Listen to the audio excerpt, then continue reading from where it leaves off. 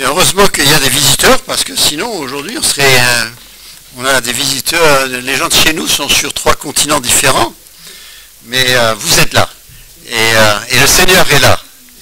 Et le Seigneur a dit à ses disciples, il a dit je m'en vais, mais il vous est avantageux que je m'en aille, parce que comme ça il peut rester avec chacun d'entre nous, peu importe où nous sommes. Voilà, donc nous allons ouvrir nos Bibles dans l'évangile de Marc. Nous allons continuer dans notre série d'études dans l'évangile de Marc. Marc chapitre 8. Marc chapitre 8. Et juste pour un peu nous remettre dans le contexte.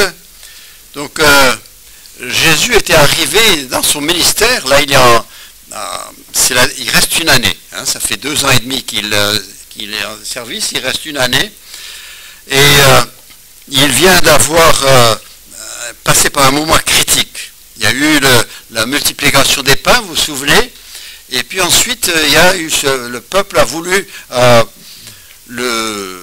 faire de lui un roi, mais ils avaient leur idée de quel genre de roi il serait. Ils voulaient un royaume selon leur pensée. Ils disaient, ce Jésus, ce serait pas mal parce qu'il guérit, il donne à manger, pour le social, il est exactement ce qu'il nous faudrait. Mais au lieu de... vous savez, beaucoup de gens de nos jours pensent la même chose. Ils essaient d'imaginer le Dieu dont ils auraient besoin, et ils voudraient que Dieu entre dans ce moule-là et leur donne juste ce qu'ils veulent. Déjà, rien qu'en France, on dit les Français, ils n'arrivent pas tous à se mettre d'accord sur la même chose. Alors, quel Dieu est-ce qu'on aurait? Et comment pourrait-il satisfaire chacun? Ne serait pas plus facile pour nous de nous aligner sur sa pensée? Après tout, c'est la meilleure. Hein? Et donc, Jésus passe ce moment critique et où il dit, mais non, je ne peux pas être votre roi dans ces conditions-là. Et ce qui arrivera, c'est qu'il y a beaucoup de gens qui vont le quitter.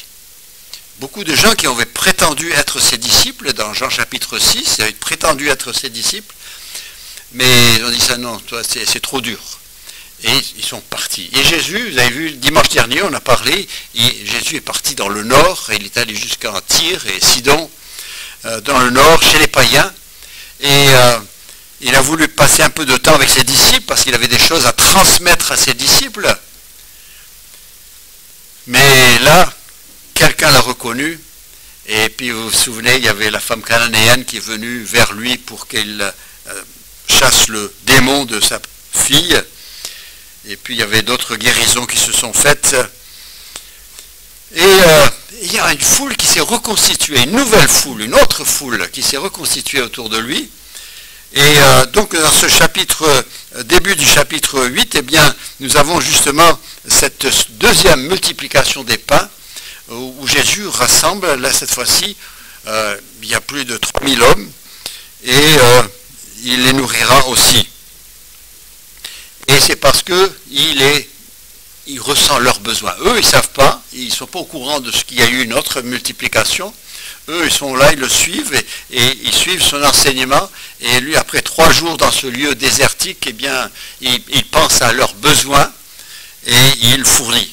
Vous savez, Jésus disait, le Père Céleste, il s'occupe même des oiseaux et les nourrit. Combien plus ne valons-nous pas plus que des tourtereaux et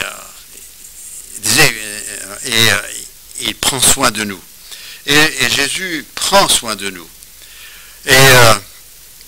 Et donc là, il va donner à manger, nourrir ces 4000, et aussi avec du pain et du poisson.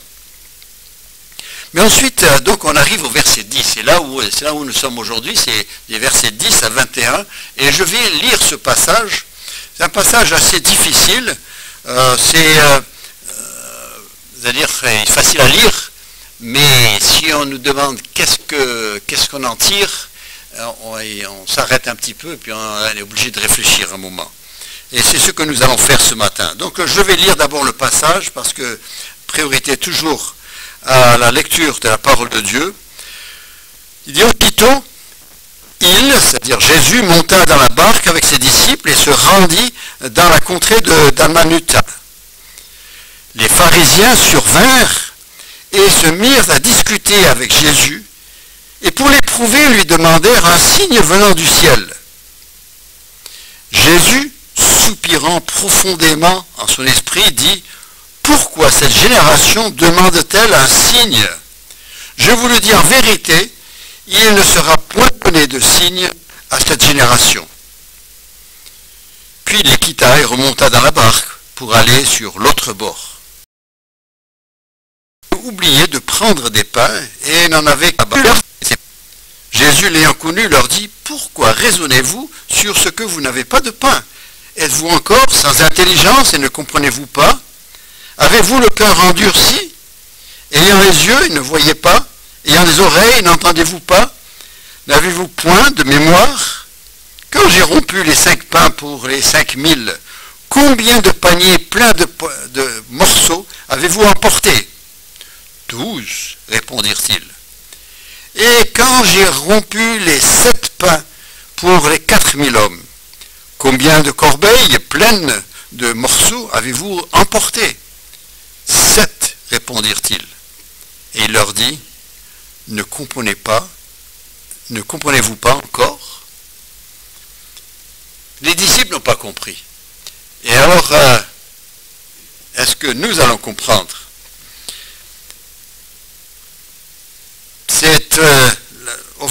Donc Jésus a repris la barque, il arrive certainement du côté de Capernaum, on ne sait pas exactement où se trouve Dalmanuta, et puis il donne un autre nom dans l'évangile de Matthieu, dont on ne connaît pas non plus, on ne sait pas où ils sont, mais c'était certainement, puisque Jésus cherchait un endroit retiré, donc mais ces pharisiens, et dans Matthieu il nous dit qu'il y avait aussi des sadducéens. Et ils viennent, ils le trouvent. Ils voient qu'il a trouvé une nouvelle popularité, avec un groupe de personnes. Et donc là, ils vont tout de suite essayer de mettre fin à son ministère. Et donc c'est des sadducéens et des pharisiens. Peut-être que les pharisiens, vous avez une idée de ce qu'ils représentent. Hein. C'était toujours ces gens qui sont très orthodoxes dans un sens, mais finalement, comme nous l'avons vu, ils sont très attachés à la tradition des pères. Donc ce que les anciens ont dit et la manière dont les anciens ont interprété les paroles de Moïse, eh bien ils sont très attachés à cela, plus que les paroles même de Moïse. Hein, c'est comme, ça existe encore aujourd'hui, des gens qui portent la Bible dans la main, mais finalement qui parlent de leur-même, de leur pensée. Et qui présentent plus les traditions, les choses qui sont venues, qui ont été ajoutées depuis Jésus-Christ, plutôt que de parler de ce que Christ a dit. Hein, ça existe encore aujourd'hui. Les pharisiens avaient ce problème. Et donc, bien sûr, ils étaient confrontés à Jésus, parce qu'ils ne respectent pas le sabbat comme eux pensaient, parce qu'ils guérissaient pas les jours où eux pensaient qu'ils devaient guérir, parce que les disciples ne lavaient pas les mains comme eux l'avaient décidé.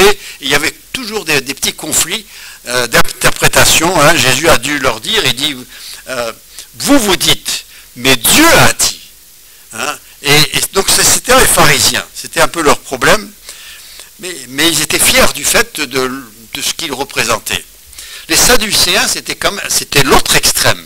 Les sadducéens, c'était un autre parti, hein, il y avait 4 partis dans le judaïsme, et les sadducéens, c'était un autre parti qui était dans le Sanhédrin. Le Sanhédrin, c'était cette assemblée qui gouvernait un peu la vie des enfants d'Israël, et les sadducéens étaient majoritaires. Mais souvent, les décisions allaient dans le sens des pharisiens. Les pharisiens étaient plus populaires, la foule appréciait plus les pharisiens parce qu'ils étaient assez attachés à la loi, tandis que les sadducéens, tout en prétendant être attachés à Moïse et les prophètes, en fait préféraient les paroles de Moïse seulement, donc Exode jusqu'à Deutéronome, c'était cette partie-là que eux considéraient comme étant vraiment la parole de Dieu. Et puis, ils avaient d'autres idées. Ils ne croyaient pas à la résurrection, ils ne croyaient pas aux anges, ils ne croyaient pas à l'enfer. Ils étaient des gens qui étaient des rationalistes. Hein.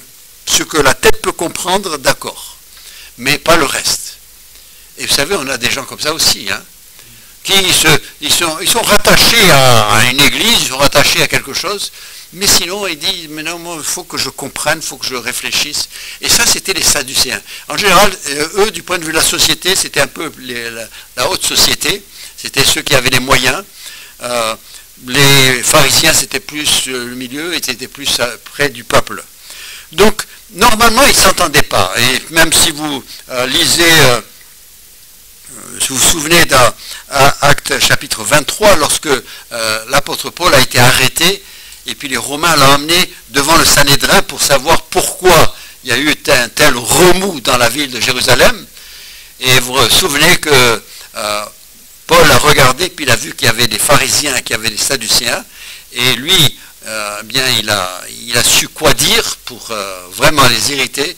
Et il a dit, moi je suis là, c'est parce que je crois à la résurrection. Alors là, tout d'un coup, c'était l'explosion dans le Sanhédrin, et même les Romains n'ont rien compris, ils l'ont sorti de là, ils avaient peur qu'on se le déchire, et voilà comment ils s'entendaient.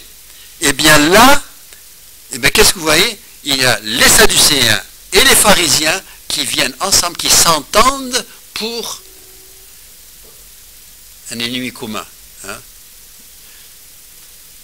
Ton ennemi, c'est mon ennemi, donc on est amis. Voilà ce qui est arrivé. Voilà à quel point Jésus, il se trouve, il trouve tout le monde contre lui. Tous ceux qui sont dans le Sanhédrin, tous ceux qui dirigent, sont contre lui. Et il se présente. C'est la chose qui arrive souvent avec Jésus, c'est que, rappelez, au moment de sa crucifixion, Hérode et Pilate deviennent amis pour la première fois, mais contre Jésus. Hein, et parfois vous êtes étonnés des gens qui sont contre vous aussi. Hein, vous voyez des gens, eux ils ne s'entendent pas, mais ils sont contre vous. Hein, ils se disent non, je ne suis pas d'accord. Non, c'est pas possible. Tu es trop radical, tu es trop ceci, trop cela.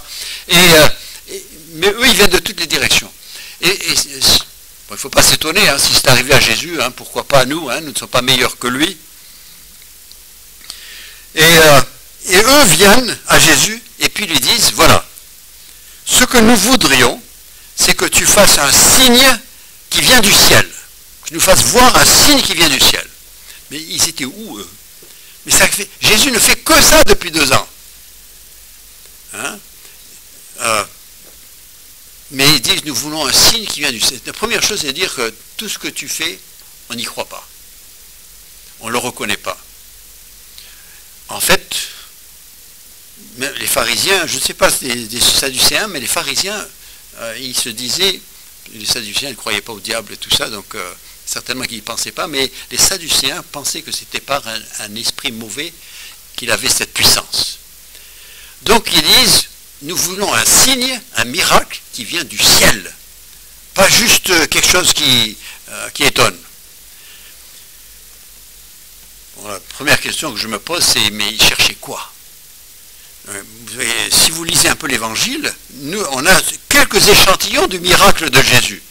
En fait, Jean nous dit qu'il y en avait tellement que les livres n'auraient pas suffi. Et juste dans l'évangile, nous avons un échantillonnage de miracles. L'apôtre Jean, hein, chaque fois que vous voyez dans l'évangile de Jean, vous voyez miracle. En fait, dans le grec, c'est signe. Hein, c'est un signe. La différence entre un miracle et un signe peut être miraculeux, mais un signe, c'est pour... Il indique quelque chose. Un miracle, c'est un constat. Quelque chose qui n'est pas normal, c'est pas naturel, et qui est arrivé, c'est un constat, on ne sait pas quoi faire avec. Un signe, c'est toujours pour indiquer quelque chose. Hein. Et donc,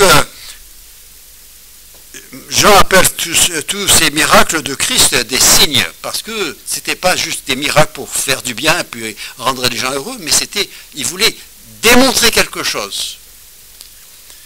Et là, ils sont là, ils disent, nous voudrons un signe. Ils n'ont pas dit ce qu'ils voulaient, ils n'ont pas dit ce qu'ils cherchaient, je ne sais pas ce qu'ils cherchaient, mais peut-être qu'ils n'auraient pas su eux-mêmes, parce qu'ils voulaient que un signe comme Moïse, du pain qui descend du ciel, hein, la manne, je ne sais pas s'ils voulaient ça. Est-ce que, même, on parle de...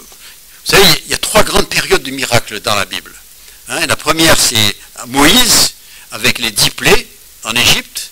La deuxième, c'est Élie et Élisée. C'était une période où Israël était très loin du Seigneur, et donc il a fait des miracles extraordinaires, même des résurrections. Et puis, la grande période aussi, c'est la période de Christ. Hein. Et c'est une période où Israël était, tout en étant dans des synagogues, et en allant au temple, et en amenant des sacrifices au temple, mais Dieu les considérait comme loin de lui. Hein. Et donc, en général, c'est quand le peuple n'est plus près du Seigneur qu'il y a des miracles. Et le peuple en Égypte, eh bien, il ne connaissait même plus Dieu. Hein. Il fallait leur dire, c'est le Dieu d'Abraham, d'Isaac et de Jacob, donc qui date de plus de 400 ans. C'est ce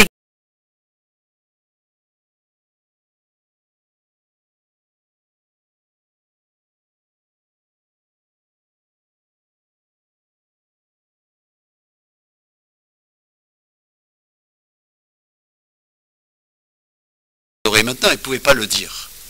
Ils savaient qu'ils étaient hébreux, mais c'est tout ce qu'ils savaient, et que les ancêtres croyaient. Donc, à cette époque, alors, les 10 plaies, souvent on a l'impression que c'est pour faire souffrir l'Égypte, mais en fait, ce n'est pas pour faire souffrir les Égyptiens, même s'ils ont souffert. Hein.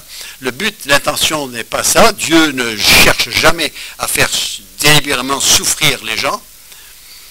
C'était toutes les 10 plaies, et si vous vous souvenez bien, je ne vais pas rentrer dans le détail, mais chaque plaie est adressée à une divinité égyptienne.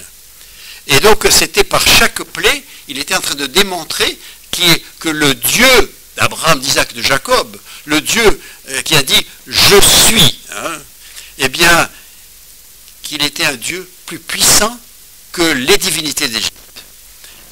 Mais chacun à la fois, et chaque plaie était adressée surtout là. Et peut-être si vous vous souvenez le récit, sinon ben, vous lisez dans Exode chapitre 7 jusqu'à 11, vous avez 9 plaies là, et puis chapitre 12 c'est la 10e là, mais 7 à 11 vous avez 9 plaies, et vous les lisez au début, eh bien vous remarquerez que les magiciens de Pharaon arrivaient à reproduire quelque chose de semblable à ce que faisait Moïse. Hein, vous vous rappelez, Moïse dit à Aaron, jette ton bâton, ta verge par terre, et puis elle est devenue un serpent. Alors les magiciens, ben, bon, ça aussi, nous on peut le faire aussi. Et puis eux, ils ont pris leur bâton, puis ils ont jeté, et leurs bâtons sont devenus des serpents. Et heureusement pour eux que le serpent de la verge de Aaron eh bien, a mangé tous les autres, parce que peut-être qu'eux, ils avaient su comment faire un serpent, mais ils ne savaient pas le rendre en bâton, tandis que Moïse pouvait le faire. Hein, et donc, sinon, ils auraient été embêtés d'avoir tous ces serpents dans le palais. Hein.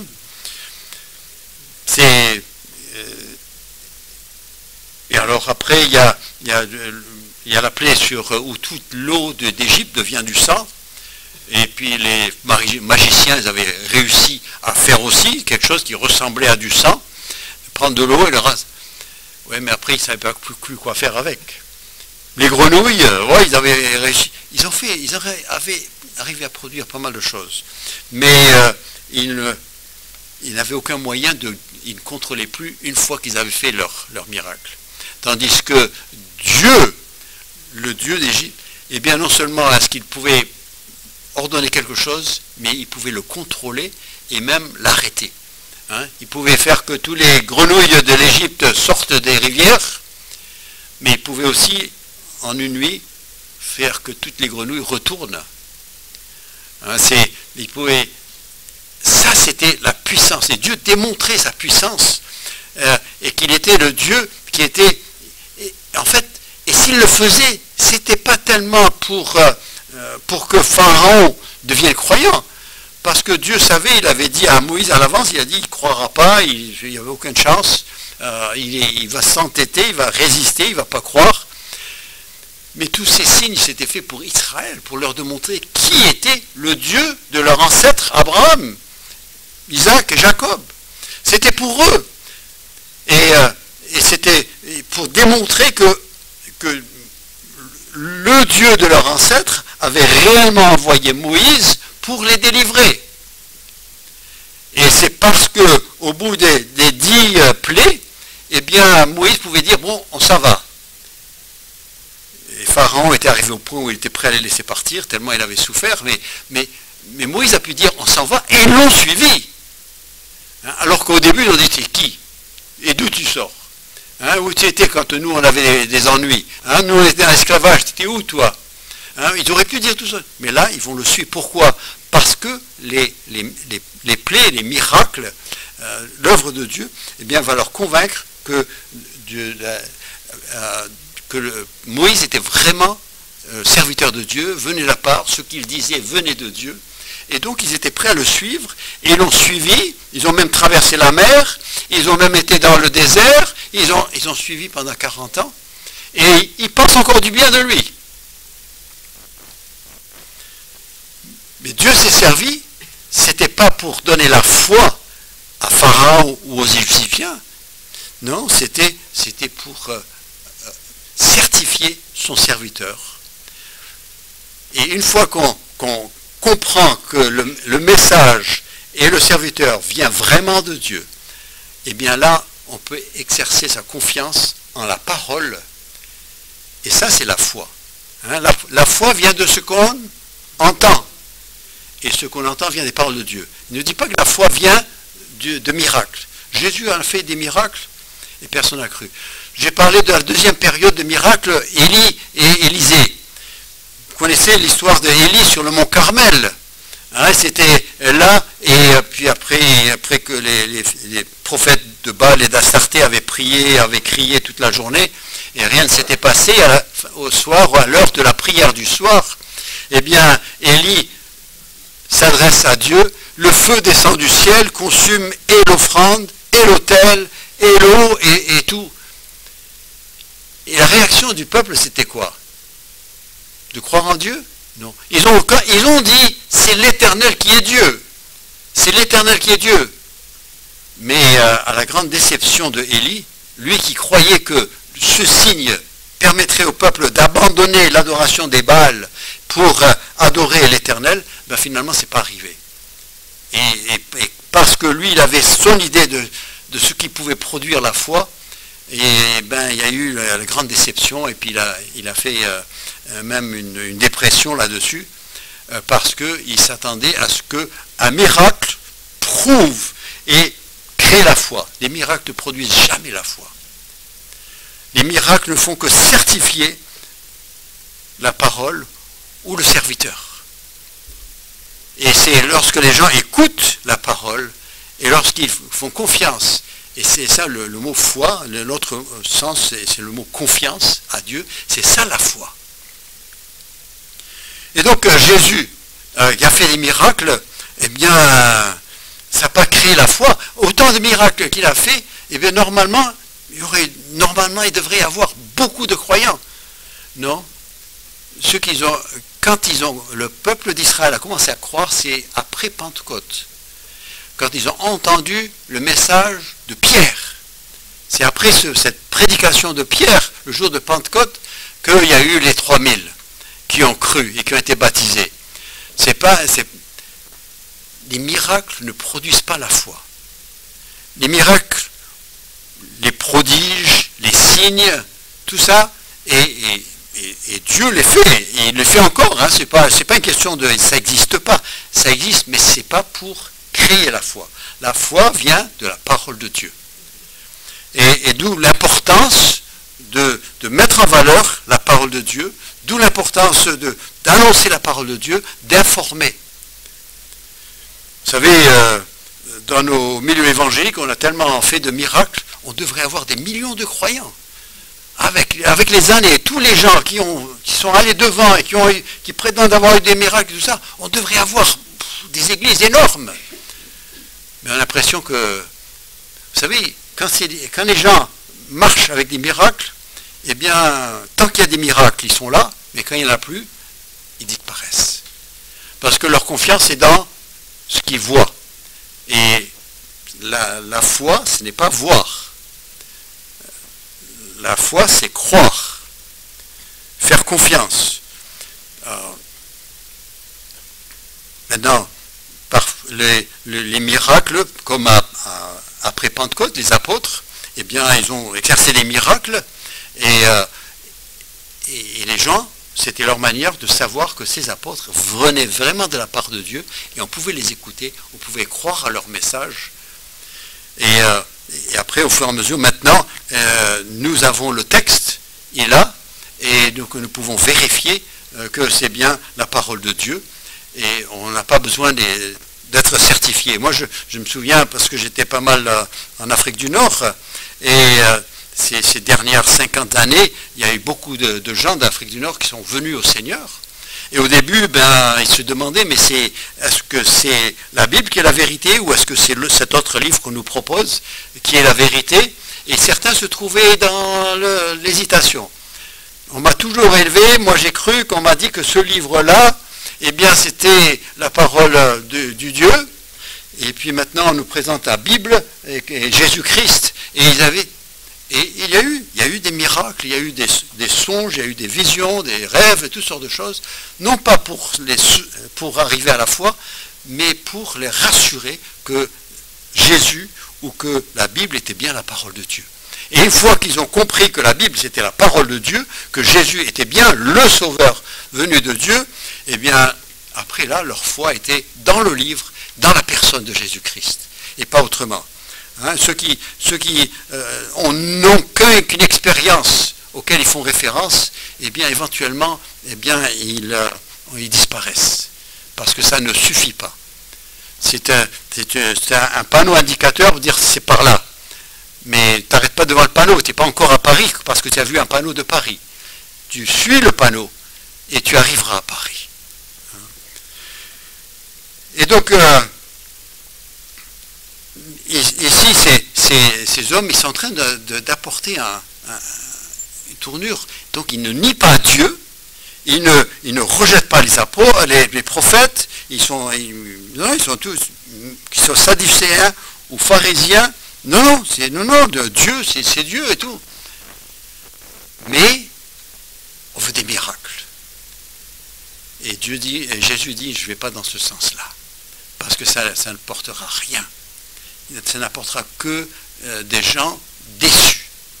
Et la nature, ici, et même ici à Fréjus, il y en a plein dans la nature qui ont pendant un temps marché et qui ne marchent plus. Et donc, regardez, maintenant je vous relis les versets 11 et 12. Hein. Il dit, verset 11, « Les pharisiens survinrent et se mirent à discuter avec Jésus pour l'éprouver et lui demandèrent un signe venant du ciel. » Voilà, ce qu'ils lui demandent, c'est un signe venant du ciel. Nous on se dit, mais bon, qu'est-ce qui est mauvais là? Mais regardez la réaction de Jésus quand ils disent ça. Jésus, soupirant profondément en son esprit, dit, pourquoi cette génération demande-t-elle un signe? Je vous le dis en vérité, il ne sera point donné de signe à cette génération. Non, je ne suis pas là pour faire du spectacle, je ne suis pas là pour amuser la galerie. Et par ailleurs, il dira, le seul signe qui vous sera donné, c'est celui de Jonas. De même que Jonas a été 3 jours et 3 nuits dans le ventre du poisson, de même le Seigneur sera 3 jours et 3 nuits dans la tombe. Donc la mort et la résurrection de Christ, ça c'est un signe, ça c'est quelque chose qui nous permet de nous accrocher et que nous pouvons vivre toute notre vie basée sur uniquement cela. Mais en croyant que Jésus-Christ est mort sur la croix pour nos péchés et qu'il est ressuscité et qu'il est à la droite du Père, avec ça, on peut vivre toute la vie, même s'il n'y a rien qui se passe.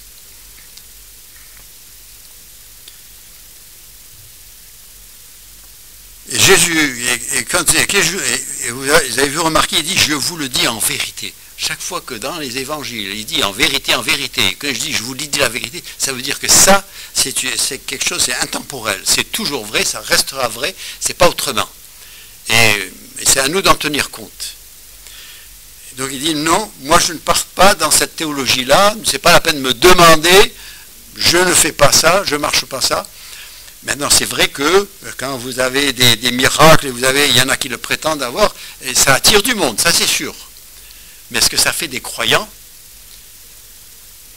Oui, quelques-uns. Pourquoi? Parce qu'en général, ces gens qui prêchent les guérisons, eh bien, en général, il y a quand même quelques passages bibliques, il y a un peu de la parole de Dieu. Et si ces gens placent leur confiance dans les paroles de Dieu, les textes bibliques qui sont cités, ils peuvent trouver la foi. Et heureusement qu'il y en a. Mais ce n'est pas tous ceux qui viennent, ils s'approchent. Il y a ceux qui entendent, ils y viennent peut-être pour voir quelque chose, mais ils entendent la parole et ils font confiance à la parole. C'est chez eux que se produit quelque chose de permanent. Et donc Jésus, dans un sens, il refuse de partir là-dedans. Il dit, mais non, moi je ne fais pas partie de cela. Et donc nous ne devons pas nous laisser entraîner là-dedans, même si ça pourrait être intéressant. Mais quand vous commencez à regarder trop de ça, vous avez trop de contradictions. Hein, il y a une particularité de Jésus, par exemple, je viens en passant sur les miracles de Jésus, qui ne fait jamais deux fois la même chose. Jamais de la même manière. Tandis que ces guérisseurs qui circulent de nos jours, eh ben, c'est toujours le même geste, c'est toujours le même programme, c'est toujours la même chose. Ça ressemble à rien à ce que fait Jésus. Et puis pour ceux qui prétendent chasser des démons, Jésus il disait un mot, le démon il partait. Et il était content de partir sans être en trop mauvais état. De nos jours, quand ça se passe, ça dure des heures, on discute, on se bat, on dit, et où est la puissance de l'évangile? Où est l'œuvre de Dieu? Et donc, nous voulons, Jésus, il dit, non, moi je ne rentre pas dans ces programmes préparés par les hommes, et malheureusement, il y a trop, l'homme aime systématiser. Et donc, associé à chaque homme et chaque ministère, il y a une manière de faire, il développe sa manière de faire, et puis s'il a un peu de succès, donc après il a des bouquins qui se vendent, et c'est de l'argent qui rentre, et puis en général c'est lui qui devient riche, et puis comme il y a assez de monde, eh bien ça tourne, il y a un brassage de beaucoup de monde. Mais vous savez, oh Dieu, il y a des hommes qui trouvent le Seigneur, heureusement. Hein. Heureusement, même dans un message imparfait, la puissance de Dieu, l'évangile de Jésus-Christ apporte du fruit. Donc dans la chrétienté en général, il y a beaucoup de des variétés, hein, il y a toute une panoplie de gens, et il y en a, parce que chacun porte une Bible, il y a des gens qui viennent au Seigneur. Mais ce n'est pas parce que ça se passe, et ça peut se passer par accident, qu'on en fait un système. Hein. Faisons comme Jésus, faisons comme les apôtres. Ils prêchaient la parole de Dieu. Et ceux qui répondaient à la parole de Dieu et qui croyaient étaient sauvés. Alors, donc Jésus traite de cette question-là. Et ensuite, on arrive au verset 13. Et donc, Jésus, non seulement il dit il n'y en aura pas, mais en plus, il les quitte. Il remonte dans la barque et il part. Il les laisse là. Et verset 14, les disciples, bon, il y avait un petit détail là, j'ai dit, les disciples avaient oublié d'amener du pain avec eux. Pourtant, il y avait des paniers de pain, hein, et ils ont oublié. Et Jésus leur dit au verset 15, et ça c'est là que je m'arrête aussi, parce que ça c'est une parole clé, c'est quelque chose que Jésus dit, avec l'intention que les disciples entendent. Et si nous voulons être des disciples de Christ, alors nous voulons entendre ce que Jésus dit aux disciples. Verset 15, Jésus leur fit cette recommandation. Il dit, gardez-vous avec soin du levain des pharisiens et du levain d'Hérode. Il n'a pas dit du levain des pharisiens et d'Hérode, mais du levain des pharisiens, c'est une variété de levain, et du levain d'Hérode. Hérode, eh bien c'était les Sadducéens, hein, c'était les gens qui étaient dans la politique, c'était les gens qui étaient dans le gouvernement. Et donc il dit il y a le levain. Maintenant, le levain, d'abord, premièrement, dans le levain, l'apôtre Paul, il fait référence à cela, il emploie l'expression un peu de levain fait lever toute la pâte. Hein, c'est ce qu'il est en train de dire, et puis il l'applique de plusieurs manières. C'était un dicton de l'époque, mais il l'appliquait de différentes choses. Il pouvait dire que vous laissez traîner un peu de péché dans votre vie, et puis ça va empoisonner toute votre vie. Et il me disait, vous laissez un peu de fausse doctrine pénétrer, et puis finalement vous allez vous retrouver carrément ailleurs, loin de la vérité. Il l'applique de plusieurs manières. Hein, et ici, il dit aux disciples, il dit, écoutez, les Sadducéens ils disent des choses vraies, les pharisiens disent des choses vraies, mais attention à leur levain. Il y a une théologie là, dans leurs enseignements, il y a une théologie là, qui, si vous l'acceptez, elle va empoisonner toute votre croyance, et finalement vous égarer.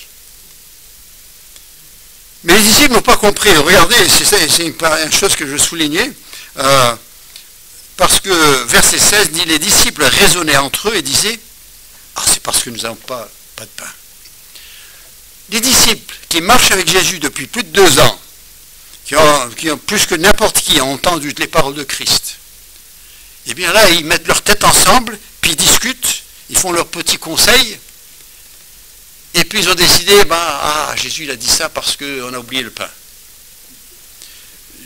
Jésus, regarde le verset 21, il dit, mais vous ne comprenez pas encore? Il dit, mais vous n'avez pas compris ce que je voulais dire? Mais bien sûr, le pain. Il dit, pourquoi?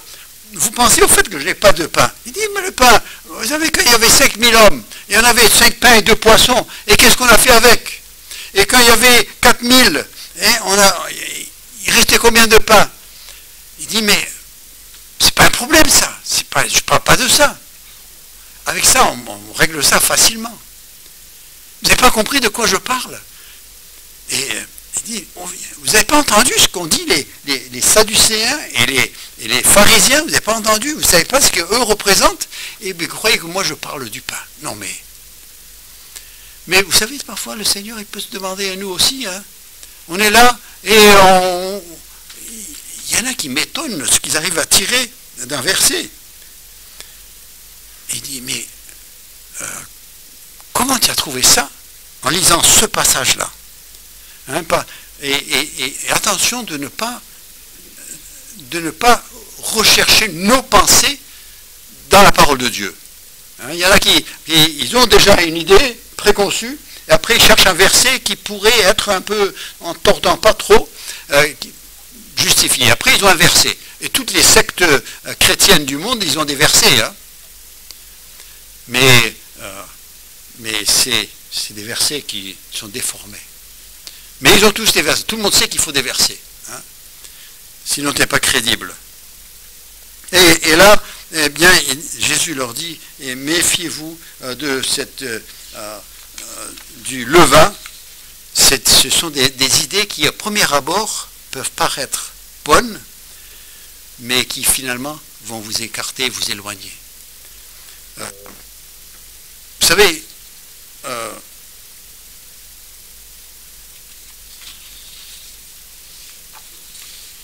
tous, en majorité, on est issus de quelque part, d'une religion, d'un mouvement, de quelque chose. On a tous été, en grandissant, on a été formés par quelque chose. Même celui qui dit que je crois en rien, il a été formé. Et nous avons des idées préconçues. Et notre problème, c'est que lorsque nous arrivons à la parole de Dieu, il est difficile d'arriver devant la parole de Dieu avec les pensées vierges. Tout ce que je savais avant, je ne le sais plus, et maintenant je cherche le vrai. On a du mal. On cherche toujours à interpréter selon nos expériences, nos bonnes, nos mauvaises expériences, selon nos idées, ce que quelqu'un a dit, ce qu'on a lu, ce qu'on a compris, ce qu'on a décidé de nous-mêmes. Et on lit la parole de Dieu avec ça. Et c'est ça qui nous donne les salades qu'on a aujourd'hui. Et chacun a ses petites idées. Et je dois faire très attention moi-même. Hein. Moi je ne garantis pas, c'est pas parce que Steve Barnes dit quelque chose que c'est vrai.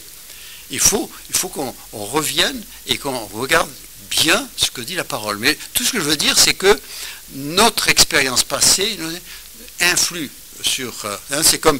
on parlait des réformateurs qui ont vu quelques problèmes dans l'Église catholique, et donc ils ont dit non, c'est pas selon la parole, et ils ont essayé de corriger.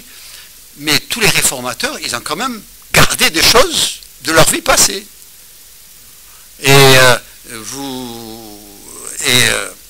On a du mal à s'en défaire. Ils ont fait, leur transformation a été extraordinaire, ils ont fait de grands pas, mais on a toujours un peu des vies passées. Je parle avec des gens de différentes religions, et c'est sûr qu'en attendant de reformater leurs pensées selon la parole de Dieu, eh ben, les pensées d'avant viennent et influent sur leurs idées ou les expériences. Et parfois, on évalue la Bible selon, je connaissais un chrétien, et puis lui, il n'était pas bien, donc la Bible, j'y crois pas. Non, mais écoute, tu es en train de juger la parole sur le comportement d'un être imparfait. Et puis après, qu'est-ce qui te dit que toi, tu vois clair, hein? On est tous un peu imparfaits aussi. Hein? Et d'où l'importance. Il y a des gens qui se disent, moi je m'enferme dans ma chambre avec ma Bible, et puis c'est moi qui décide, je cherche tout seul avec le Saint-Esprit. Et non, on a besoin d'être ensemble, de se retrouver ensemble, de confronter nos idées les uns avec les autres pour pouvoir essayer de voir plus clair. C'est important. Le fait d'une église et le fait de chrétiens qui se rassemblent, ce n'était pas l'idée des apôtres, c'était l'idée de Jésus-Christ. C'est lui qui a parlé de l'église avant même que eux sachent ce que ça représente.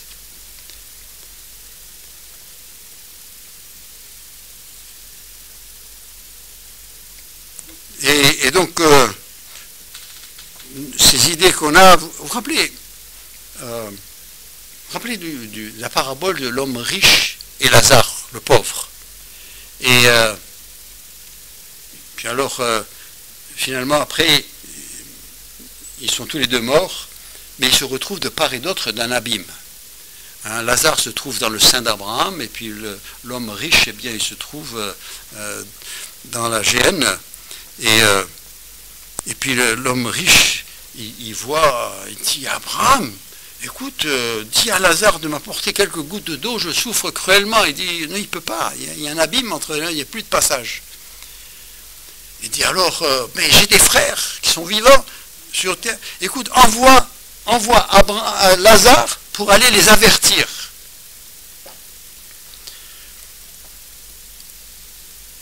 Comme si Lazare aurait envie de retourner à son ancienne vie. Hein. Et il dit, non, il ne peut pas partir. Il dit, oui, mais parce que... Et Abraham répond, il dit, s'ils n'écoutent pas Moïse et les prophètes, ils ne se laisseront pas persuader quand même quelqu'un des morts ressusciterait. Il n'y a aucun miracle, même si Lazare ressuscité pouvait aller leur dire, je suis ressuscité, j'étais là-bas, j'ai vu Abraham, j'ai vu votre frère là qui est mort, je l'ai vu aussi, il est dans la souffrance. Hein. Et vous savez, de nos jours, il y a des bouquins de ce genre qui s'écrivent. Mais Abraham dit, et Jésus fait parler Abraham dans cette parabole. Il dit, s'ils ne croient pas Moïse et les prophètes, ils ne croiront rien du tout. C'est pas quelque chose, c'est pas des choses extraordinaires qu'ils feront croire. Ils sont dans leur idée. Pharaon a vu des choses extraordinaires, mais il s'est endurci. Mais il y a des transformations comme les apôtres, par eux-mêmes. Hein, pendant tout le ministère avec Jésus, ils étaient quand même en décalage par rapport à Jésus. Ils n'y pensaient pas exactement comme lui. Mais le jour de Pentecôte, quand le Saint-Esprit vient en eux et les éclaire, tout d'un coup, c'est des hommes transformés. On ne les reconnaît plus. Hein, le Pierre d'après Pentecôte, c'est plus le Pierre d'avant Pentecôte. Avant Pentecôte, Jésus a dû aller le chercher sur la mer et il ne savait même plus faire la pêche. Après Pentecôte, il est vraiment un pêcheur d'hommes. L'apôtre Paul, c'était un pharisien, mais un fou. Il dit pharisien des pharisiens. Le Seigneur leur a parlé. Il l'a emmené dans le désert d'Arabie et là pendant 3 ans il l'a retravaillé. Il fallait déprogrammer tout ce qui avait été mis dans sa tête au nom de Dieu pour lui donner un autre enseignement. Et l'apôtre Paul peut dire, j'ai reçu du Seigneur ce que je vous annonce. Et là c'est un homme transformé. Et c'est ce que nous avons besoin aussi, d'être complètement, défaire notre pensée passée et nous aligner sur la parole de Dieu. Et nous sommes là pour nous encourager mutuellement. On a besoin de s'encourager mutuellement. On a besoin de s'aider. Et un peu, parfois, il y a une petite friction de discussion, mais ça ne fait pas de mal. À partir du moment ce qu'on cherche vraiment, c'est pas à faire vendre nos idées, mais à vraiment savoir ce que le Seigneur lui-même veut. Il nous dit, faites attention du levain des pharisiens. Le levain des pharisiens, c'était d'être très attaché aux traditions des pères, plus qu'à la parole de Dieu.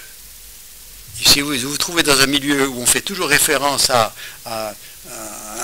des hommes et ce qu'ils ont dit, plus qu'à ce que Dieu a dit, hein, et ça existe même dans les milieux évangéliques, hein, on est tout le temps en train de citer un tel, ce grand théologien qui est bien connu et tout ça, et il y a des milieux où on ne fait que citer certains hommes, je ne vais pas en donner, mais est-ce que tu cites plus les hommes ou est-ce que tu cites Dieu?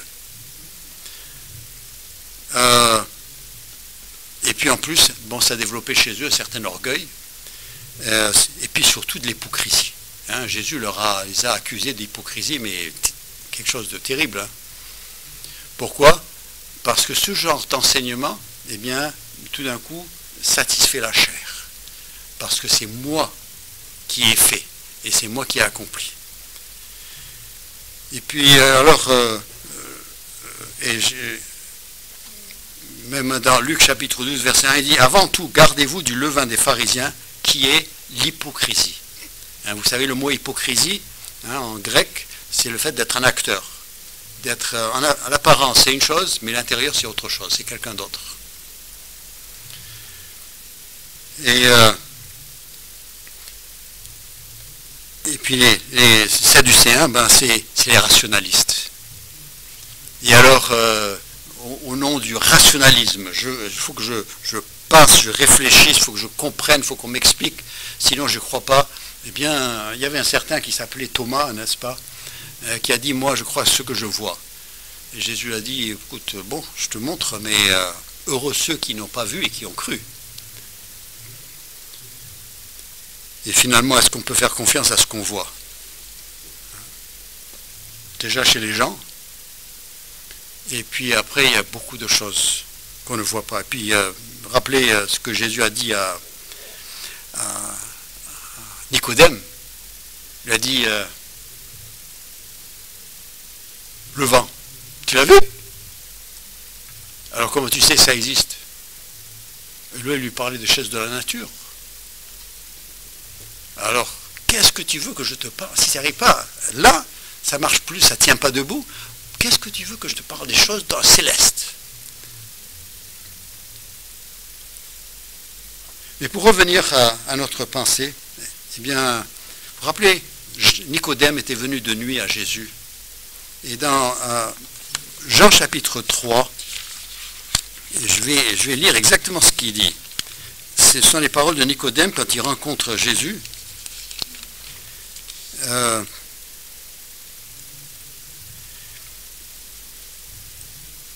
Je commence au verset 1, Jean chapitre 3, verset 1, il dit, mais il y eut un homme d'entre les pharisiens, nommé Nicodème, un chef des Juifs, qui vint, lui, auprès de Jésus, de nuit, et lui dit, Rabbi, nous savons que tu es un docteur venu de Dieu. Comment est-ce qu'il sait ça? Il dit, car personne ne peut faire ces miracles que tu fais si Dieu n'est avec lui.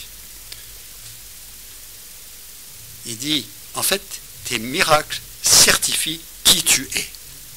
Et c'est pour ça que je viens te voir.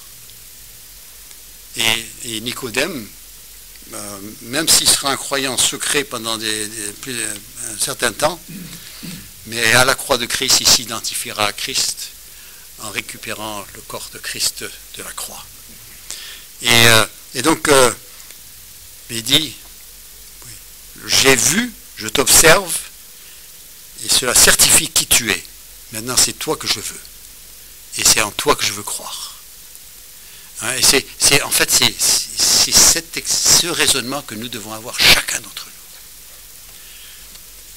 Je ne suis pas en train de dire que Dieu ne fait plus de miracles, il n'y a pas de miracles, Dieu en fait plus qu'on ne pense. Hein, les informations nous tiennent au courant de tous les coups de couteau qui sont donnés en France. Mais il ne parle pas de toutes les œuvres que Dieu fait en France. Dieu est en train de faire bien plus qu'on ne pense. Et il fait des miracles, et déjà rien que le salut d'une personne, c'est un miracle. Mais il est en train d'intervenir, et comme il y a des gens qui... Mais il n'en fait pas. C'est pas la publicité. Il dit le but, c'est d'amener, de certifier la personne de Dieu, certifier le messager de Dieu, certifier la parole de Dieu, mais la confiance et la foi doivent être placées dans la parole de Dieu. Et assurons-nous que c'est bien ce que nous faisons et que nous n'appuyons pas sur notre expérience et notre intelligence ou nos traditions, mais de nous appuyer, de venir à Jésus. Le frère tout à l'heure, il nous a lu ce passage. Jésus dit, je suis le chemin, la vérité, la vie. Et nul ne vient au Père que par moi. Finalement, ça résume tout ce qu'on vient de dire. Et il n'y a rien d'autre. Prions. Père Céleste, encore une fois, combien nous sommes reconnaissants à toi pour ta parole. Te remercions pour ces textes qui sont là depuis longtemps, mais que nous n'avons pas toujours compris. Mais Seigneur, tu sais ce que chacun a vu, ce que chacun a reçu, et quelle parole il a arrêté dans ses pensées. Et Seigneur, c'est toi qui as agi. Et je te remercie pour même ce que tu m'as enseigné à travers de ce passage. Et Seigneur, aide-nous à être attachés à ta parole, à ta personne, et pas à ce que tu peux faire. Parce que parfois tu le fais, parfois tu ne le fais pas. Tu es Dieu et tu as une volonté. Mais ta parole, elle est toujours là. Ta personne, comme il nous a été rappelé tout à l'heure, eh bien, tu es toujours présent. Tes promesses sont là. Seigneur, encourage-nous, aide-nous, nous te prions au nom de Jésus-Christ. Amen.